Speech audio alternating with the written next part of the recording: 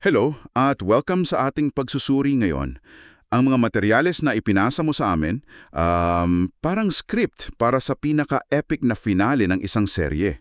Talaga? Isang detalyadong timeline? Oo, isang timeline kung paano tuluyang mawawala ang kasalanan sa mundo. Magsisimula tayo sa pagtunog ng isang trumpeta, tapos susundan natin ang bawat kaganakan. Hanggang sa duro, sa tinatawag na walang hanggang kapahingahan. Yon, ang mission natin, i-decode ang bawat yugto at unawain kung ano ba talaga ang ibig sabihin ng lahat ng ito. Okay, let's unpack this. At ang talagang nakakaintriga dito ay hindi lang yung what happens next, di ba? Hindi nga lang yon. Ang binubuksan ng mga source mo ay isang malaking usapan tungkol sa katarungan, sa malayang kalooban or free will, at kung paano sa huli ang lahat ay ibabalik sa orihinal na disenyo. Parang mga domino pieces. Oo, susundan natin ang bawat domino piece mula sa paghukom, sa 1,000 taon ng kapayapaan at kung ano ang kasunod. This raises an important question. Saan at paano ba talaga nagsisimula ang napakalaking final act na ito? Ayon sa mga tala mo, ang lahat ay nagsisimula sa isang trigger. Hindi lang basta tutunog ang ikapitong trumpeta. May hinihintay na cue. Tama, may cue.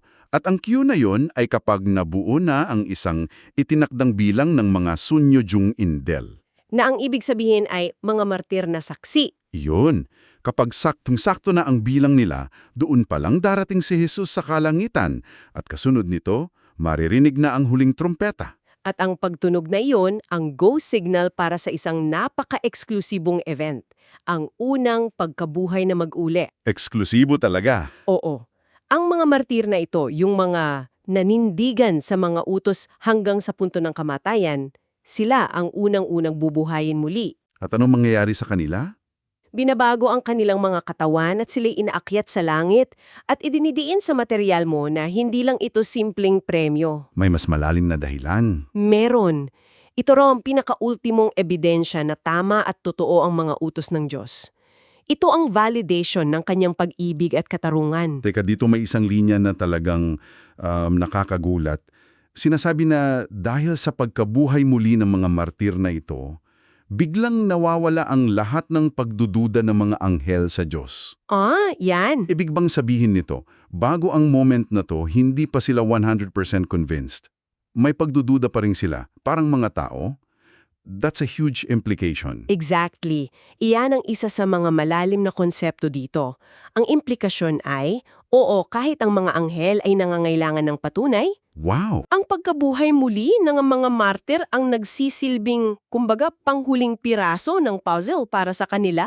At ang sabi sa source mo, sa sandaling iyon, nakukumpleto ang kanilang malayang kalooban. Nakukumpleto.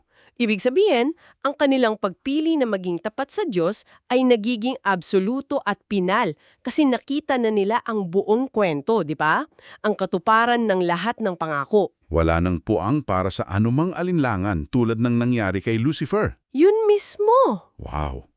So habang may celestial drama na nagaganap sa itaas at nagkakaroon ng closure ang mga anghel, ano naman ang nangyayari dito sa lupa? Dalawang bagay ang nangyayari ng sabay. Una, ang sabi sa teksto, nililinis si Jesus ang tunay na templo gamit ang kanyang dugo. Isang proseso ng pagtubos. Oo, pag-alis ng lahat ng bahid ng kasalanan. At habang ginagawa niya yan, ang lupa naman ay binubuhusan ng 7 salot. At may mahalagang detalye dyan, no? Meron!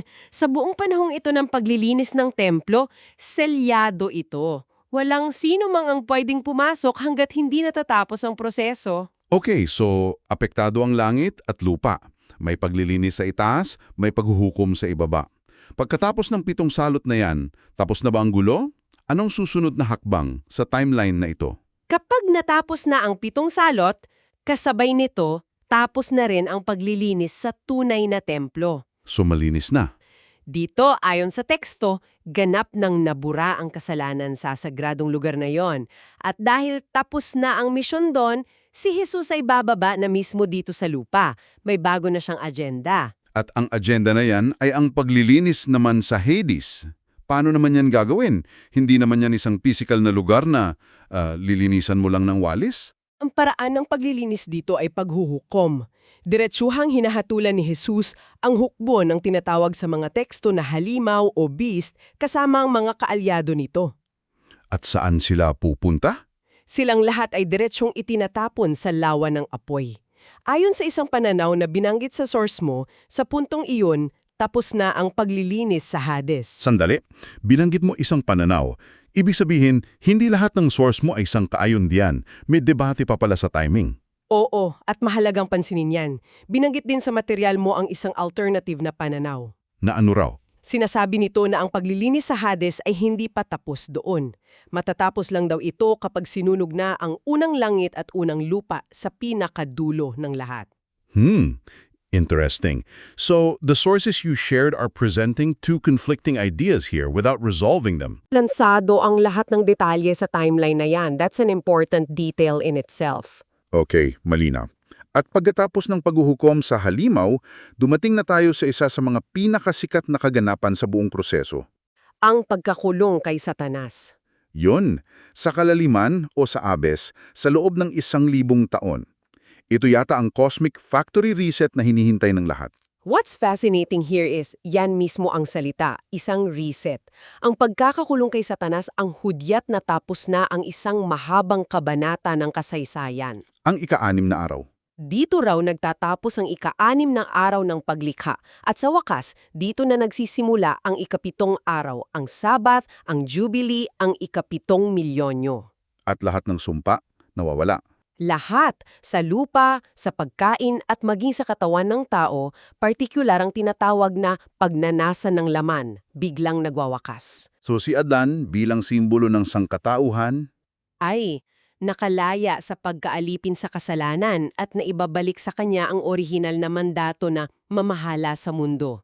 so for 1,000 years, the big boss of temptation is out of the picture. Ano nang ang itsura ng mundo? Paraiso na ba? Heaven on earth na ba ito? Ayon sa source, ang mundo ay gawa pa rin sa lupa o material. Hindi pa ito yung ganap na espiritual na kaharian. Okay. Pero ang napakalaking pagpakaiba, sa loob ng 1,000 taon, wala itong kasalanan. At ang dahilan ay napakasimple at direkta. Wala si Satanas para malukso. Yon, walang tukso kaya walang kasalanan. At ang namamahala sa bagong mundong ito ay yung mga martir na nabuhay muli. Sila ang mga hari at pari sa panahon nito. At dito may isang napaka-espesifikong detalye na talagang nakakuha ng pansin ko. May 2 klase pala ng mamamayan sa kahariang ito. Hindi lang isa. Tama. At napakahalaga ng pagkakaibang yan sa buong naratibo. Sa loob ng bagong Jerusalem, na siyang sentro ng pamamahala, doon nakatira ang mga martir. Sila yung tinatawag na nobya o mga hari at pari? Oo, sila yun. Sila, ayon sa teksto, ay may katawang espiritual. Okay, katawang espiritual versus katawang pangkaluluwa na binabanggit din. Ano ang practical difference niyan para maintindihan natin? Magandang tanong. Isipin mo yung katawang pangkaluluwa or soulish body na parang si Captain America matapos siyang ma-injectan ng super soldier serum. Okay. Peak human perfection. Yon, walang sakit, hindi tumatanda sa normal na paraan, pero saklaw pa rin ng mga pisikal na batas. Samantalang yung katawang espiritual. Ay parang si Vision sa Avengers, gawa na sa ibang material, hindi na kailangang kumain o matulog sa parehong paraan at nag-ooperate na sa ibang dimension. Ganun kalaki ang pagkakaiba. So, hindi na sila nag-aasawa. Hindi na. Ang mga martir na may spiritual body ay hindi na nag-aasawa o nagpaparami, katulad na sila ng mga anghel. Got it? So, yung mga martir ay parang nasa ibang level na ng existence. Sila yung nasa inner circle. Paano naman yung mga nasa labas ng bagong Jerusalem, yung may soulish body? Sila ang tinatawag na mga tao o Baeksongdel ayon sa termino sa source. At sila, yung may soulish body. Sila, oo, ay nag-aasawa at nagkakaroon ng mga anak. Sila ang inaasahang punuin ang bagong paraiso sa loob ng 1,000 taon. Isipin mo yon. Isang mundong perpekto, walang sakit, walang sumpa at sila ang mga orihinal na mamayang doon. So, it's a perfect world, pero parang may technicality. Dahil Sabi mo kanina, ang free will ng mga anghel ay nakumpleto lang ng masubok. Exactly. Itong mga taong ito na lumaki sa isang perpektong kapaligiran, hindi pa nasusubok ang katapatan nila. Parang isang gilded cage. Ang kaninang loyalty ay theoretical pa lang, hindi pa battle-tested. If we connect this to the bigger picture of free will, yan mismo ang punto. Ang kanilang malayang kalooban ay hindi pa tunay na ganap dahil hindi pa nila nararanasan ang tunay na tukso. Kasi para maging tunay na malaya ang isang pagpili, Dapat meron kang pagpipilian sa pagitan ng mabuti at masama. Sa mundong iyon, puro kabutihan lang ang opsyon nila. teka, parang hindi makatarungan yan. Pinalaki mo sila sa isang perpektong mundo para lang pagkatapos ng 1,000 taon, bigla mong ibabalik yung pinakamatinding tukso sa katawahan ni Satanas? Mukha nga ganon. Anong justification na binibigay ng source mo para sa tila malupit na final exam na yan? Ang logic na inilalatag ng teksto ay para maging tunay at may kabuluhan ang kanilang katapatan, kailangan itong dumaan sa pagsubok. Yung pag-ibig na hindi nasubok? Ay hindi pa masasabing tunay na pag-ibig o katapatan. Kaya't si Satanas ay pinapakawalan ng sandali. Pagkatapos ng 1,000,000 kapayapaan, biglang babalik ang pinagmumulan ng tukso. At ang resulta, after 1,000 years under a perfect government sa isang perfect world, siguro naman konti lang ang maluloko. Dito ang isa sa mga pinaka-nakakagulat na bahagi ng source mo. Bakit? Sinasabi nito na hindi lang iilan, kundi karamihan sa mga tao ang matutukso. Sandali. Karamihan as in more than half? Pagkatapos ng 1,000 taon sa paraiso sa ilalim ng pamumuno mismo ng mga banal, ganun pa rin kadali silang bumagsak?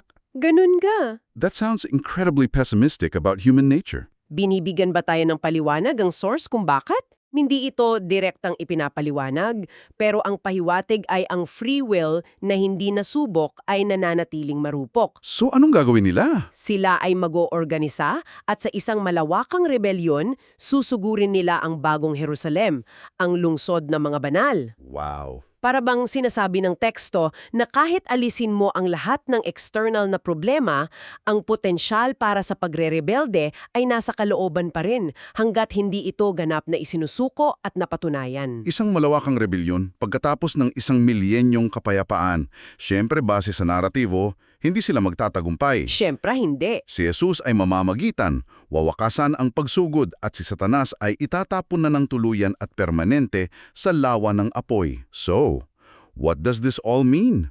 Ito na ba yung final cleanup? Ito na ang huling yugto ng paghuhukom. Ang tawag dito ay ang paghuhukom sa dakilang puting trono. Okay. Dito, lahat ng tao na nabuhay mula sa simula hanggang sa wakas ay sama-samang hahatulan ayon sa kanilang mga gawa na nakasulat sa mga haklat. At dalawa ang kahahantungan. Oo, ang mabubuti ayon sa teksto ay bubuhayin muli para sa buhay na walang hanggan. Ang masasama para sa paghuhukom. At may isa pang kriteriyon, di ba? Ang aklat ng buhay. Sinasabi sa source na ang sino mang hindi nakasulat ang pangalan sa aklat na ito ay itatapon din sa lawa ng apoy. Kasama ni Satanas at ng mga rebelde. At hindi lang sila.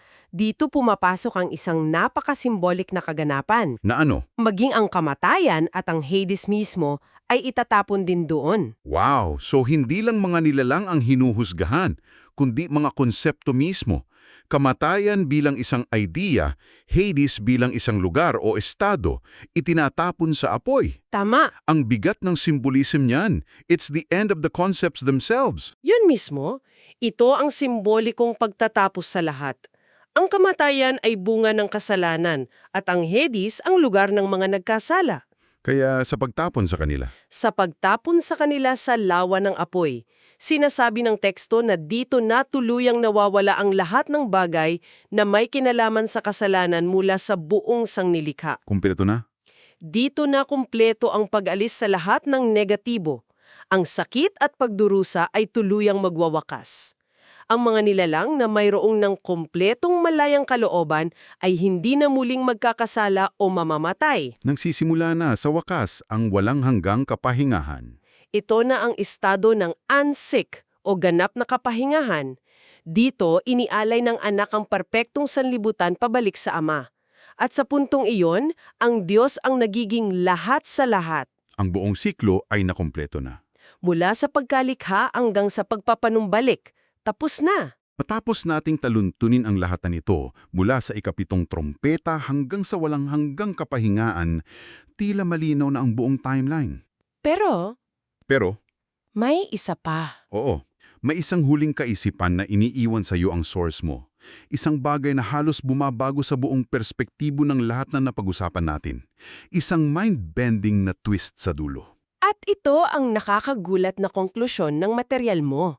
Sinasabi nito na ang lahat ng tinalakay natin ay itong buong detalyadong timeline. Yung 7 salot, yung 1,000 taon. Oo, yung huling paghuhukom. Lahat ng ito ay nangyayari sa loob ng ating konsepto bilang mga nilalang. Ito ay nagaganap sa loob ng ating oras at espasyo.